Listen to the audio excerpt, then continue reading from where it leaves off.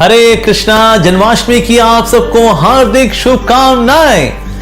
तो जन्माष्टमी आ रही है और ये बहुत ही फेस्टिवल का समय है, बहुत ही विशेष दिन है, क्योंकि भगवान श्री कृष्ण आज ही के दिन आए थे, आज से 5000 साल पहले हम सब पे कृपा करने के लिए।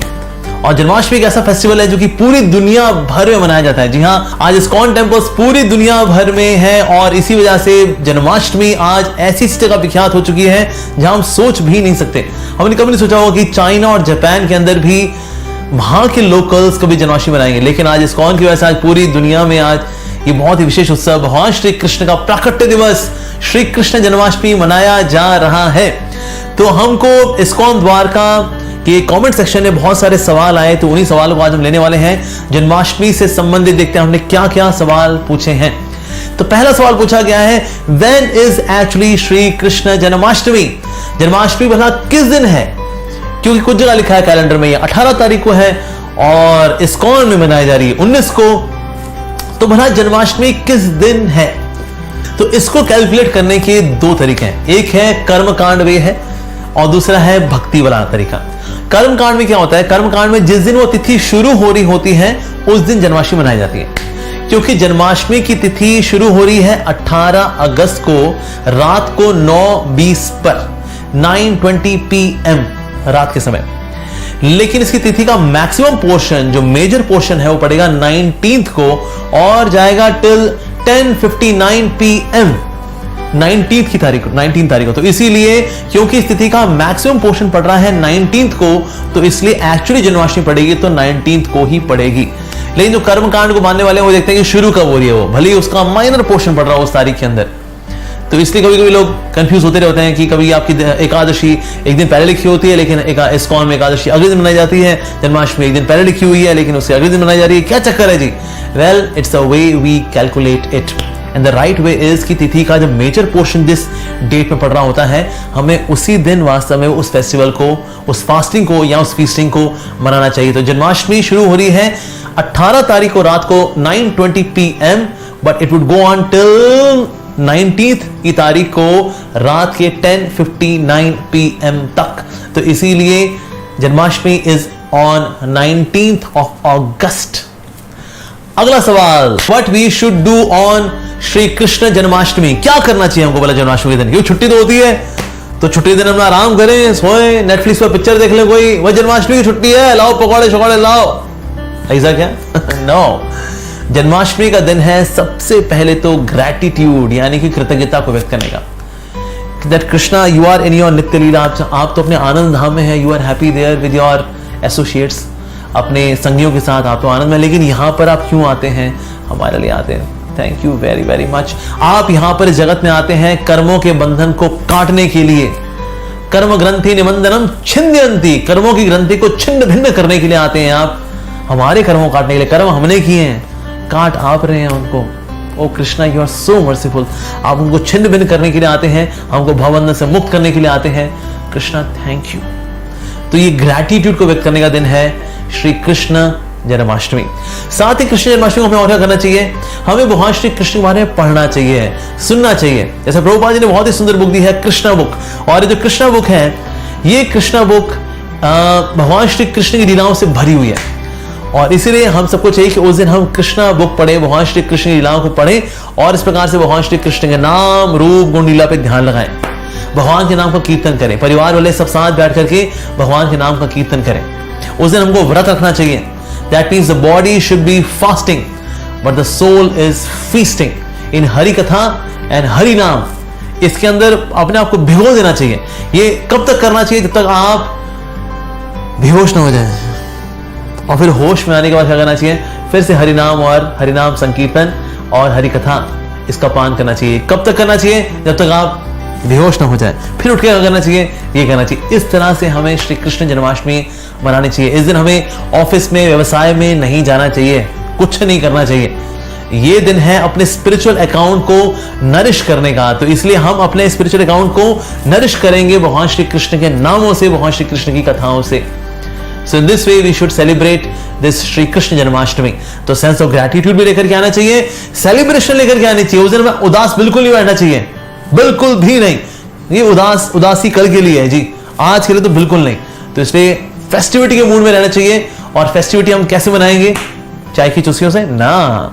उस दिन हम व्रत भी रखेंगे हालांकि, लेकिन हम हरि नाम संकीर्तन, हरि कथा को सुन करके हम इस स्पेशल फेस्टिवल को मना सकते हैं। ओके, तो अगला सवाल है what can we learn from Shri Krishna Janmashtami. Shri Krishna Janmashtami वैसे हुआ क्या? भगवान श्री कृष्ण का प्राकट्य हुआ, जन्म नहीं हुआ। भगवान का जन्म नहीं होता जी, हालांकि टर्म में आ रहा है जन्माष्टमी। अरे जब आत्मा का जन्म नहीं होता है जो कि भगवान श्री कृष्ण से आ रही है, भगवान श्री कृष्ण का जन्म बना कैसे हो जाएगा जी? सो कृष्ण भी प्रकट होते हैं। जिस तरह से सूरज जो है पूर्वी दिशा में प्रकट होता है, पूर्वी दिशा ने पैदा नहीं किया सूरज को, ना ना ना, वहां से सिर्फ सूरज प्रकट हुआ है। या पहाड़ के ऊपर से हम देखते हैं सूरज प्रकट हो रहा है, ऐसे नहीं पहाड़ ने सूरज को जन्म दिया, नहीं ऐसा नहीं है। उसी प्रकार से भगवान श्री कृष्ण भी यशोदा मैया नंद महाराज के यहाँ पर प्रकट हुए हैं। तो भगवान श्री कृष्ण का प्राकट्य हुआ है जन्माष्टमी के दिन, तो इसीलिए जन्माष्टमी के दिन हमें प्रार्थना करनी चाहिए, कृष्णा जिस तरह से आप जन्माष्टमी के दिन आप प्रकट हुए ना, और आपने सारे ब्रज के अंदर सब कुछ मंगल ही मंगल कर दिया, ऐसे ही जन्माष्टमी के इस दिन मैं आपसे प्रार्थना करता हूं, करती हूं कि मेरे हृदय में भी आप प्रकट हो जाइए। है गंदी जगह, आई नो दैट, लेकिन आपकी कृपा से ये शुद्ध हो जाएगी और आप एक दिन यहाँ वास करेंगे। तो इस जन्माष्टमी पर मैं प्रार्थना करता हूँ, करती हूँ कि मेरे हृदय में आप आ जाइए। Let there be your appearance in my heart as well. ऐसी प्रार्थना हमें करनी चाहिए, इस मूड के साथ हमको जन्माष्टमी मनानी चाहिए। अगला सवाल है भगवान श्री कृष्ण का तिलक कब होता है, उनका अभिषेक भला कब होता है? वेल, जिस दिन जन्माष्टमी होती है तो जन्माष्टमी की ही रात को 11 बजे भगवान का अभिषेक होना शुरू हो जाता है। आपके आसपास के जो इस्कॉन टेम्पल्स हैं वहां पर संपर्क करिए, वहां पर बहुत ही सुंदर व्यवस्था होती है भगवान श्री कृष्ण के अभिषेक की। श्री राधा और कृष्ण को वेदी पे स्थापित किया जाता है और उसके बाद फिर उनका अभिषेक होता है। और ये अभिषेक का जो पानी होता है, इसमें दूध भी होता है, दही भी होता है, फ्रूट जूसेस भी होते हैं, फ्लावर के जूसेस भी होते हैं, तरह तरह के पेय बनाए जाते हैं और उनसे भगवान का अभिषेक होता है। और फिर इसको इकट्ठा किया जाता है इस चरणामृत, और अमीरों में, गरीबों में, बच्चों में, बूढ़ों में, माताओं में, प्रभु में, सबके बीच ये चरणामृत के तौर पे बांटा जाता है। तो इसलिए आप घर पे रह के आप जन्माष्टमी मना रहे, बहुत सी बातें नहीं है, साथ साथ में आपके नियर बाय टेंपल में जाइए, एक हरे कृष्णा टेंपल में जाइए विशेष रूप से, वहां पर उस फेस्टिविटी में भाग लीजिए। और रात का ये जो अभिषेक है ये तो हमको जरूर अटेंड करना चाहिए। और 11 बजे ये अभिषेक फुल ऑन शुरू हो चुका होता है और फिर ये 12, 12:15, 12:30 बजे तक ये अभिषेक चलता है। उसके बाद फिर भगवान को भोग लगाया जाता है। जैसे इस्कॉन द्वारका में जो सा साल होता है उतने नंबर ऑफ आइटम्स का भगवान को भोग लगाया जाता है। जैसे कि अब 2022 है तो 2022 आइटम का भगवान को भोग लगेगा। उसके बाद भोग लगने के बाद फिर ये जो प्रसाद है ये जनमानस में वहीं के वहीं सबके बीच में उस महाप्रसाद को बांट दिया जाता है। तो इस प्रकार से जन्माष्टमी में आप नियर बाय इस्कॉन टेंपल में आइए और वहां पर इस स्पेशल सेलिब्रेशन का पार्ट बनिए, इसका हिस्सा बनिए। अगला सवाल है कि क्या जन्माष्टमी के दिन हम पोटैटोस खा सकते हैं, क्या हम आलू खा सकते हैं? जी हाँ, आप बिल्कुल खा सकते हैं। अगर आप ऐसे निर्जला फास्ट रखें, दैट इज दी बेस्ट। करोड़ों एकादशियों का फल होता है एक जन्माष्टमी के व्रत रखने में, इतना सारा फल मिल जाता है। तो इसीलिए जन्माष्टमी निश्चित रूप से बहुत ज्यादा स्पिरिचुअली पोटेंट दिन है। तो इसलिए अगर आप निर्जला फास्ट रखें, दैट इज दी बेस्ट। लेकिन अगर आपको पथरी है, आपकी ओल्ड एज है, पेट खराब रहता है आपका, या आपको दवाई ले रहे हैं जिसके लिए आपको खाना पीना जरूरी है, then you can take something. Best is that you take fruits से भी अगर आपका काम नहीं चलता है, then of course you can have some French fries वगैरह, फिर आप जो खाते हैं आलू के चिप्स वगैरह, कुट्टू के आटे के पकौड़े और वो सब जो चलता है वो सब ले सकते हैं, नींबू पानी इत्यादि।